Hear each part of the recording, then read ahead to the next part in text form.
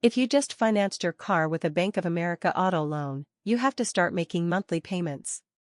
To make the very first payment, open the Bank of America website and log in to your account. The loan appears in the list of accounts within a week of getting the new loan. It should happen automatically. Click on the loan to see more details. On the auto loan page, you can see the amount you owe, origination date, term of the loan, and other information. Find the blue Make Payment button and click on it. Bank of America forwards you to its payments center. It is the worst user interface possible. Your new auto loan is the first item on the list. You can select an account from which to make auto loan payments, select the amount you want to pay, and select the delivery date.